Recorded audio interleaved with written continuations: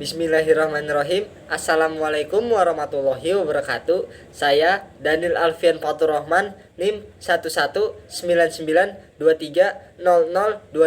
kelas MKS 3A, akan menyelesaikan tugas UTS mata kuliah Bank dan Industri Keuangan Non-Bank. Nomor 1, sebutkan dan uraikan tugas pokok Bank Indonesia. Tugas pokok Bank Indonesia ada 3. 1. Stabilitas moneter. 2. Stabilitas sistem keuangan. 3. Stabilitas sistem pembayaran.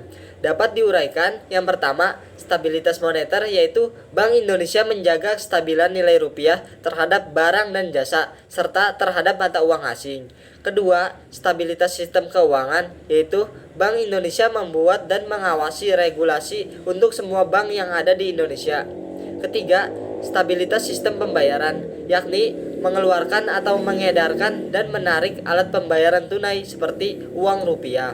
Keempat, Bank Indonesia bertugas melakukan riset dan pemantauan dalam informasi-informasi yang berhubungan dengan keuangan. Kelima, Bank Indonesia juga menyimpan uang kas negara untuk disalurkan kepada bank-bank di Indonesia yang membutuhkan dana. Nomor 2, apa yang dimaksud OJK dan jelaskan pula tujuan, fungsi, dan tugas OJK itu. Otoritas Jasa Keuangan atau OJK adalah lembaga yang independen yang mempunyai fungsi, tugas, dan wewenang pengaturan, pengawasan, pemeriksaan, dan penyidikan.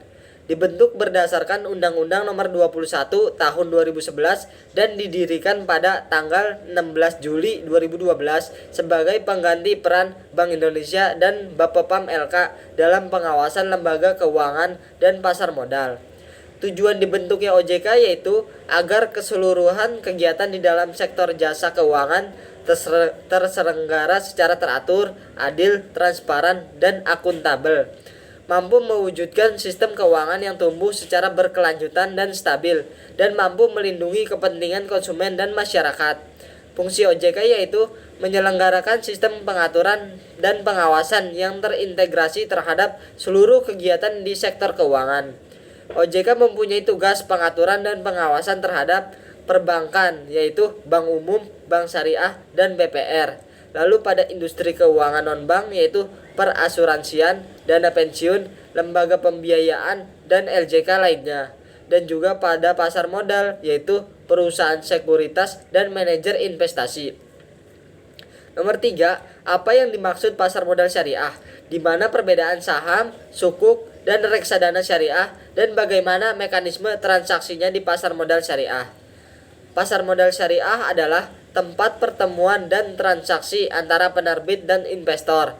Pasar modal syariah diawasi secara operasional oleh OJK, sedangkan pemenuhan prinsip syariah diatur oleh DSN MUI.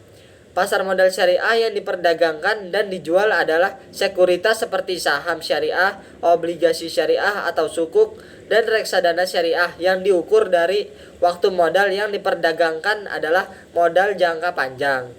Pertama, saham syariah.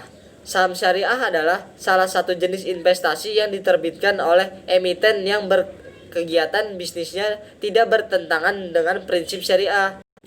Saham syariah masuk ke dalam Indeks Saham Syariah Indonesia atau ISSI yang terjamin dan telah terdaftar di Bursa Efek Indonesia atau BEI, dan masuk ke dalam kategori Daftar Efek Syariah atau DES yang diterbitkan OJK. Kedua, obligasi syariah. Obligasi syariah atau sukuk merupakan surat berharga atau efek berupa penyertaan modal yang diterbitkan oleh penerbit sukuk dan dilakukan sesuai prinsip syariah. Ketiga, reksadana syariah. Reksadana syariah merupakan ruang untuk menghimpun dana dari pemodal yang dikelola dan diinvestasikan oleh manajer investasi. Dana tersebut kemudian diberikan ke berbagai instrumen yang sesuai prinsip syariah. Mekanisme transaksi di pasar modal syariah yaitu menggunakan akad, emiten yang tergolong syariah hanya mentransaksikan efek syariah, terhindar dari praktik spekulasi, dan transaksinya tanpa riba. Nomor 4, bolehkah asuransi syariah dibawa di tengah jalan? Jelaskan. Asuransi syariah adalah usaha saling melindungi dan tolong-menolong di antara sejumlah orang atau pihak melalui investasi dalam bentuk aset dan atau tabaruk yang memberikan pola pengembalian untuk menghadapi resiko tertentu melalui akad atau perikatan yang sesuai syariah. Diatur dalam Fatwa DSN MUI nomor 21 garis miring DSN MUI garis miring 10 garis miring 2001 dan Undang-Undang Nomor 40 Tahun 2014 tentang perasuransian. Dalam asuransi syariah, imbal hasil yang akan didapat peserta dalam jangka waktu tertentu. Pada asuransi syariah, dana asuransi tersebut adalah milik bersama atau semua peserta asuransi, di mana perusahaan asuransi hanya bertindak sebagai pengelola dana saja. Dana premi yang dibayarkan tetap menjadi milik peserta asuransi. Ini disebut sebagai dana tabaruk. Dana ini dapat diambil sewaktu-waktu saat peserta mengajukan klaim. Terima kasih. Wassalamualaikum warahmatullahi wabarakatuh.